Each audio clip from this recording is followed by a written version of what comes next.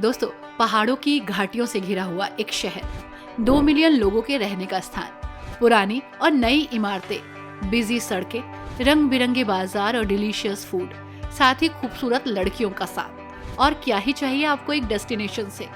खूबसूरत देश का खूबसूरत शहर, लेकिन सिक्के का दूसरा पहलू बहुत ही खौफनाक है। कुछ ऐसी बातें जो इस शहर ने अपने अंदर छुपा के रखी हैं, जिसे जानकर आप हैरान हो जाएंगे। तो चलिए चलते हैं दोस्तों, वेनेजुला के एक खूबसूरत शहर की सैर पर, कराकस। खूबसूरती के साथ साथ इस शहर का एक डार्क साइड भी हम आपको दिखाएंगे। दोस्तों, दिस इज कराकस।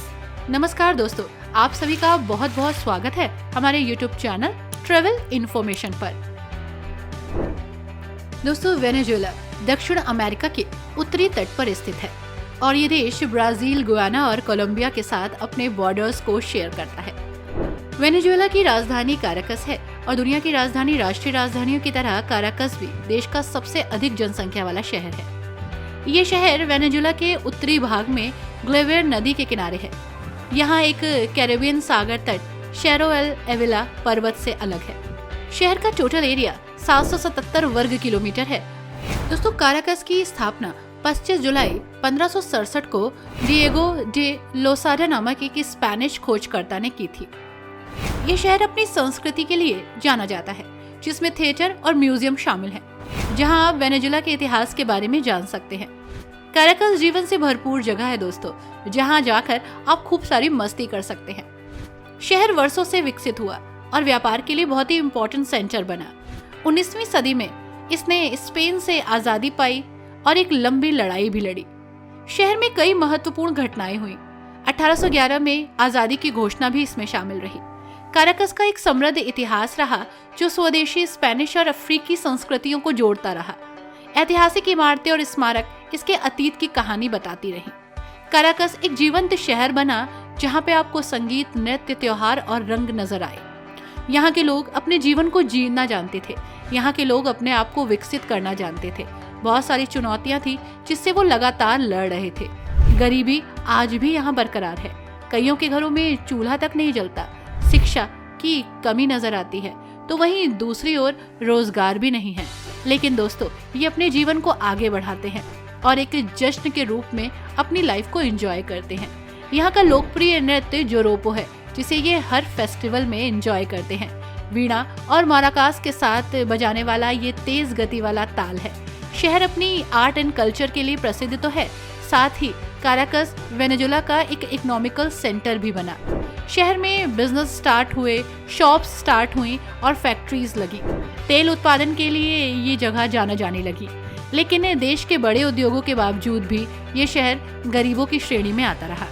वेनेजुएला में दुनिया के कुछ सबसे बड़े तेल भंडार भी मिले, लेकिन कुछ परिस्थितियों के चलते ये पीछे मुड़कर देखता रहा और आगे बढ़ने में असमर्थ नजर आया।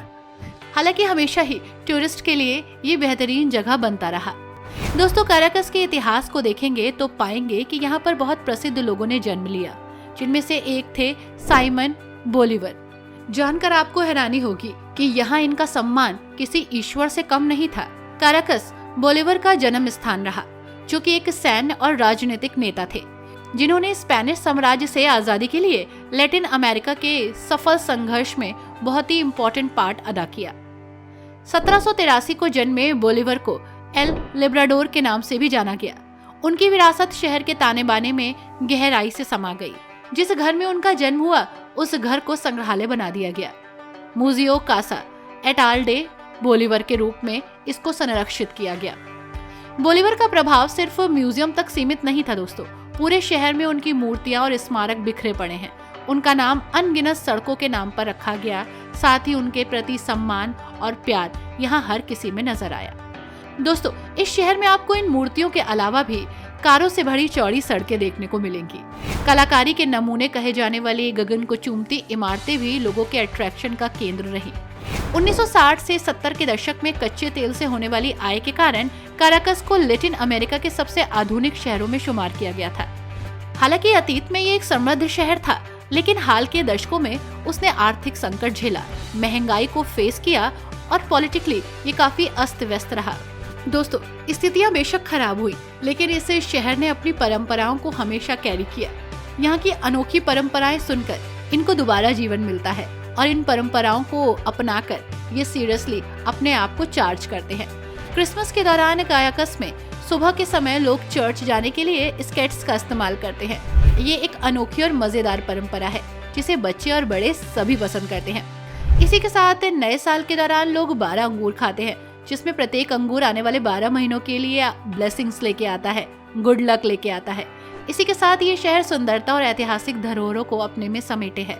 हालांकि बहुत सारी गंभीर समस्याएं हैं और चुनौतियां हैं जो ये फेस कर रहा है। यहाँ अपराध की कमी नहीं है दोस्तों। हिंसक शहरों में से एक शहर में शुमार हो चुका है ये शहर। यहाँ पर मर्डर, किडनैपिंग, लूट और ड्रग्स तस्करी आम सी बात है, लेकिन फिर भी यहाँ के लोग इन सारी समस्याओं से लड़ रहे हैं। हालांकि बिजली पानी की भी समस्या है, खाने पीने और दवाइयों की भी समस्या है, लेकिन कोई नहीं, लाइफ है, चलती रहेगी। हालांकि एक चीज है जो मुझे यहाँ के लोगों में बहुत अच्छी लगती है, वो है इनका व्यवहार, जो कि बहुत ही मिलनसार है, और चुनौतियों से लड़ने की क्षमता। दोस्तों, काराकस में कई गगनचुंबी इमारतें आपको दिखेंगी जो कि अधूरी पड़ी हैं। आर्थिक संकट के कारण इनका निर्माण नहीं हो पाया और कहा जाता है कि दुनिया की सबसे ऊंची ये झुग्गी कहलाई, क्योंकि अविकसित होने के कारण, कंस्ट्रक्शन स्टॉप होने के कारण यहाँ पर गरीबों ने आश्रय बना लिया और ये सबसे असुरक्षित जगह हो गई। समस्याओं का पुलंदा होने के बावजूद भी ये शहर अपनी संघर्षों से लड़ता है। इसके साथ ही दोस्तों, यहाँ संघर्ष आज भी जारी है। लगातार संघर्ष के बीच अपने शहर को, अपने देश को खूबसूरत बनाने में ये लोग लगे हैं। यहाँ पर बहुत सारी ऐसी जगह है जहाँ आप इस देश के, इस शहर के इतिहास को जान सकते हैं, खूबसूरत जगहों को एक्सप्लोर कर सकते हैं। This is El Avila national park. ये खूबसूरत राष्ट्रीय उद्यान काराकस और कैरिबियन सागर के बीच में है। यहाँ से पूरे शहर और समुद्र का नजारा आप देख सकते हैं। हाइकिंग और ट्रैकिंग का मजा ले सकते हैं। एडवेंचर के शौकीन हैं तो this is heaven for you. दुनिया की सबसे लंबी टेलीफेरिकोस केबल कार आपको यहीं मिलेगी। सेरो एल एविला के शीर्ष पर जाने के लिए आप इस केबल कार को यूज कर सकते हैं। काराकस से लगभग 20 मिनट की ड्राइव दूर। साफ दिनों में आप पहाड़ की चोटी से कैरिबियन सागर को देख सकेंगे। पार्क के जंगल की कई तितलियों के नजारे देख सकेंगे। पक्षियों और ऑर्किड के साथ आप कुछ समय बिता सकेंगे। देश का राष्ट्रीय फूल ईस्टर ऑर्किड भी इसमें शामिल है जो आपका वेट कर रहा है। पार्क में घूमने के दौरान किसी रेस्टोरेंट में फूड को एंजॉय करना, यहाँ के लोगों के हाथों से बनी हुई छोटी छोटी चीजों को खरीदना एक नया एक्सपीरियंस देता है और यहाँ के बिजनेस को बढ़ाने में एक इम्पोर्टेंट पार्ट आप अदा कर सकते हैं। दोस्तों, this is contemporary art museum, Caracas समकालीन कला संग्रहालय, जिसे MACC के नाम से भी जाना जाता है। पार्क सेंटर में स्थित एक विश्व स्तरीय म्यूजियम है जिसके संग्रह में 5000 से ज्यादा कलाकृतियां हैं, जिनमें पिकासो, मोनेट, वारहोल और बेकिन की कलाकृतियां शामिल हैं। प्रवेश बिल्कुल फ्री ऑफ कॉस्ट है। म्यूजियम में 13 हॉल्स हैं, एक सभागार है, एक उद्यान प्रांगण है और एक बड़ा सा लाइब्रेरी भी। संग्रहालय को जब भी आप एक्सप्लोर करें तो पाएंगे यहाँ पर एक से बढ़कर एक कलाकारों की कलाकृतियां हैं और बहुत कुछ ऐसा जो इतिहास की झलक दिखाता है। चमकदार काइनेटिक मूर्तियों के लिए ये जगह प्रसिद्ध है। आप शहर में कहीं भी चले जाएं, इसे जरूर एक्सप्लोर कीजिएगा। दोस्तों, दिस इज पेंटेओन नेशनल, जो पहले एक चर्च था और अब यहाँ पर एक अलग ही छटा देखने को मिलती है। 1870 के दशक में प्रमुख वेनेजुएला वासियों के लिए ये एक रेस्ट हाउस जैसा था। काराकस के पुराने शहर के उत्तरी भाग में स्थित है और इस जगह पर गार्ड की औपचारिक बदली देखने को मिलती है।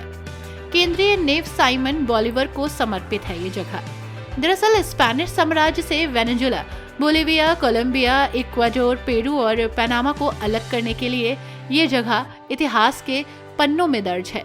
आप इन महान पुरुष के जीवन और उनकी उपलब्धियों के बारे में पेंटिंग्स के जरिए जान सकते हैं। दोस्तों, दिस इज प्लाजा बोलीवर। ये काराकस का ऐतिहासिक केंद्र है जहां पर स्वतंत्रता सेनानी साइमन बोलीवर की प्रतिमा है। ये जगह स्पेनिश औपनिवेशिक वास्तुकला और पुरानी गलियों के लिए जानी जाती है।